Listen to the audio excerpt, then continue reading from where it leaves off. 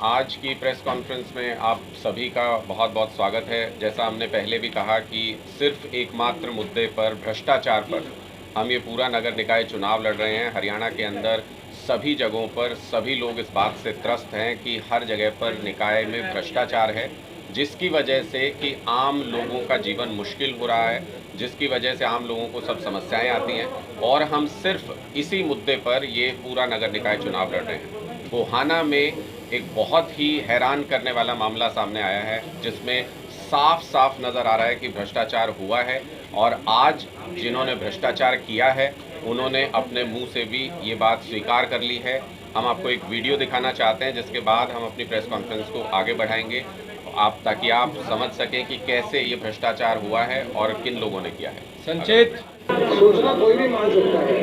5 साल तक, 6 साल तक वो लोग कहाँ थे? उन्होंने क्यों आरटीआई से सूचना नहीं मांगी कि ये पैसा कहाँ लगा है? और मैं भी उन लोगों से पुनः अपील करता हूँ कि 120 करोड़ तो नहीं लगे 100 करोड़, 20 करोड़ वो जमा और करा दें और 100 करोड़ का पाई का हिसाब ले लें। अगर वो एक पैसे का भी कहीं मुझे दोषी साबित कर दे रजनी को, मैं उसी दिन राजनीति से चला जाऊँ। ठीक है, हैं आप गोहाना में सब लोग इनको जानते होंगे और लगातार हमारी पार्टी ये आरोप भी लगाती रही कि गोहाना में नगर निकाय का जो काम हुआ उसमें एक एक काम को अगर आप देखें, डस्टबिन लाखों रुपए के, हज़ारों रुपए के पेड़ लगाए गए, वो आपने सुना होगा। यहाँ आपने राजू विरमानी जी बोल रहे थे, यहाँ आपने उनके मुंह से सुना कि उन्होंने कहा कि 122 करोड़ रुपए तो खर्च ही नहीं हुए और 100 करोड़ रुपए का वो हिसाब दे सकते हैं। इन दोनों बातों को बात ध्यान दीजिएगा। उन्होंने कहा 100 करोड़ रुपए का उनके पास हिसाब है और 122 करोड़ रुपए खर्च ही नहीं हुए। तो हम ये आरटीआई के यहाँ पर दिखा रहे हैं, जिसपे बहुत ही साफ साफ लिखा हुआ है कि 122.55 करोड़ रुपए की पेमेंट की गई है गोहाना नगर परिषद में। तो ये आप साफ साफ देख सकते हैं कि सिर्फ 100 करोड़ रुपए का हिसाब है विरमानी जी के पास और यहाँ 122 करोड़ रुपए से ज़्यादा की पेमेंट हुई है। तो सीधे सीधे इसका मतलब 22 करोड़ रुपए का तो उनके पास हिसाब ही नहीं है। ये जनता का पैसा है, जिसका कि कोई हिसाब किताब आज के दिन में विरमानी जी के पास नहीं है। उन्होंने कहा कि अगर मेरी बात गलत साबित हो जाए तो मैं संन्यास ले लूँगा। तो हमारी उनसे आज अपील है, और पहले अपील कर रहे हैं हम, उसके बाद हम, अगर हमें उनका संन्यास लेने के लिए उनके घर तक भी जाना होगा तो हम जाएंगे। हम उनसे कहते हैं कि लोगों के पैसे के साथ और गबन करना बंद कीजिए, लोगों के पैसे की लूट बंद कीजिए। आज आपका कच्चा चिट्ठा जो है वो ये खुल करके सामने आ गया है। आपके पास 100 करोड़ का हिसाब है, आपने 122 करोड़ रुपए से ज़्यादा खर्च किए हैं। जो बाकी के 22 करोड़ रुपए जनता के आपने किसको दिए, वो भ्रष्टाचार किस तरीके से हुआ, उसका हिसाब दें। और साथ ही साथ अपने वचन पर, अपनी बात पर अगर रहना उनको आता है तो उनको तुरंत राजनीति से संन्यास ले लेना चाहिए। एक विरोधी पार्टियों के पास है, उन्होंने जम करके जांच की उन सारे मामलों में और उसके बाद उनमें से 36 विधायक कोर्ट से बाइज्जत बरी हो चुके हैं। 2 का मामला अभी लंबित है, चल रहा है।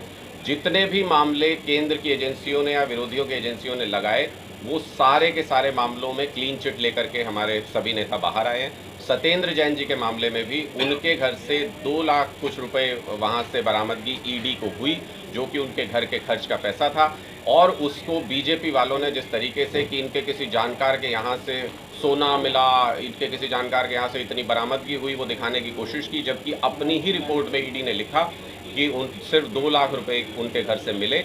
और ईडी ने कोर्ट के अंदर ये कहा कि अभी तक सत्येंद्र जैन को उस मामले में अभियुक्त नहीं बनाया गया है। तो ये केंद्र की एजेंसियां हैं जो हमको क्लीन चिट देती हैं, जो हमारे कैरेक्टर का सर्टिफिकेट देती हैं और ये बताती हैं कि सिर्फ आम आदमी पार्टी है जो भ्रष्टाचार नहीं करती है। ना हमारे नेता किसी दबाव में आते, ना हमारे नेता बिकते, ना क्रॉस वोटिंग करते। आपने देखा होगा हाल ही के राज्यसभा चुनाव में कि इस तरीके के मामले, इस तरीके की फाइलें केंद्र के पास थी, जिसकी वजह से कि क्रॉस वोटिंग करके और कांग्रेस का वहाँ पर राज्यसभा में चुनाव, उनका कैंडिडेट हार गया। तो ये सारी चीज़ें आप देखते हैं, हमारे नेताओं के साथ ऐसा नहीं होता है। वो सिर्फ इसलिए नहीं होता है कि वो कैरेक्टर से क्लीन है।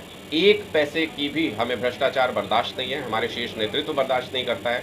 और इसलिए पूरी आम आदमी पार्टी सिर्फ एकमात्र गारंटी है कि हम कट्टर ईमानदार पार्टी हैं। अगर नगर परिषद में आते हैं, जो कि अब बहुत हद तक गोहाना की जनता को जिस तरीके से सपोर्ट दे रही है वो नज़र आ रहा है, तो गोहाना नगर परिषद भी पूरी तरीके से क्लीन होगा। यहाँ पर किसी तरीके का भ्रष्टाचार नहीं होगा। सिर्फ एकमात्र गारंटी हम ये लोगों को दे रहे हैं। इसके साथ बाकी सारी गारंटियाँ जुड़ी हुई हैं। नाली का काम हो, सीवर का काम हो, पार्क का काम हो, किसी कंस्ट्रक्शन का काम हो, वो सारा काम बहुत अच्छे से तभी हो सकता है जब भ्रष्टाचार ना हो। एक मुद्दा जो पूरे भारत में एक जैसा है वो है भ्रष्टाचार। अगर हमने भ्रष्टाचार खत्म कर दिया, जनता के पैसे का सही इस्तेमाल कर लिया, तो सारी सुविधाएं जो दिल्ली में दी, पहले कहते थे पंजाब में नहीं दे पाएंगे, तो हमने पंजाब में भी बिजली फ्री कर दी, हम पंजाब में भी पानी फ्री करने जा रहे हैं। हम सारी वो चीज़ें जो हम दिल्ली में की हमने, वो सारी मोहल्ला क्लिनिक हम वहाँ पर 75 अभी इनॉग्रेशन करने जा रहे हैं, तो सारी वो चीज़ें कर रहे हैं पंजाब में भी। और सिर्फ इसी वजह से कि भ्रष्टाचार नहीं है, वो पैसा जनता का बचाते हैं और उसको लगाते हैं। अगर इनको लगता है कि हरियाणा में हमारी ताकत नहीं है तो बौखलाए क्यों हैं? हमारे सवालों के जवाब में अटपटे आंसर क्यों देते हैं? तो मुझे लगता है कि ये सब इस वक्त, पहले बीजेपी जेजेपी ने कहा कि हम मिलके लड़ेंगे, फिर कहा कि अलग अलग लड़ेंगे, फिर इनको लगा अलग अलग लड़ेंगे तो आम आदमी पार्टी से हार जाएंगे, फिर दोनों एकजुट हो गए मिलके लड़ेंगे। पहले कहा सिंबल पे लड़ेंगे, फिर बोले नहीं सिंबल पे नहीं लड़ेंगे, फिर बोले हाँ सिंबल पे लड़ेंगे। ये बौखलाए हुए हैं पूरी तरह से, ये लड़खड़ाए हुए हैं। इनको समझ नहीं आ रहा है कि करना क्या है। क्यों? क्योंकि लोगों को अब एक क्लीन पॉलिटिक्स का एक आइडिया मिल गया है, जो कि स्टेट बाय स्टेट वो लगातार अपना रहे हैं। हरियाणा की अगली बारी। लाल जी ने पहले दिन से ये कहा था, पहली बात तो ये नहीं कहा था कि सरकारी कोठी नहीं लेंगे, उन्होंने कहा था कि जितनी ज़रूरत है उससे ज़्यादा बड़े बड़े बंगले नहीं लेंगे, बड़ी बड़ी गाड़ियाँ नहीं लेंगे। तो वो आज भी अपनी बात पर कायम है। जो उनके कर्तव्य के निर्वाह के लिए जो चीज़ ज़रूरी होती है उतना लेते हैं। यहाँ इस तरीके से नहीं कि हरियाणा में मुख्यमंत्री के पास एक हेलीकॉप्टर है, दूसरे का और ऑर्डर कर दिया, तो वो पैसा जनता का पैसा है। और अरविंद केजरीवाल हमेशा से मानते आए हैं कि अगर वो सरकारी सुविधाएं ले रहे हैं तो वही सारी सरकारी सुविधाएं जिसमें बिजली फ्री मिले, जिसमें पानी फ्री मिले, जिसमें लोगों को बेसिक सुविधाएं मिले, वो सारी सुविधाएं आम जनता को भी दे सकें। तो एक लाइन में उनका वादा हमेशा ये रहा है कि जो भी नेताओं को मिलता है वो सारा मैं अपनी जनता को दूंगा। घोषणा पत्र तो अभी नहीं कर सकते। हमने एक सुझाव पत्र मार्केट से सर्वे किया है, उसमें कुछ है कि एक एक गली से, एक एक कोने से, एक एक पार्क से, वो कहते हैं ना हवा में भी करप्शन है, मतलब असहनीय है, वेदना है, पीड़ा है। लोग कहते हैं इतना पैसा खा गए।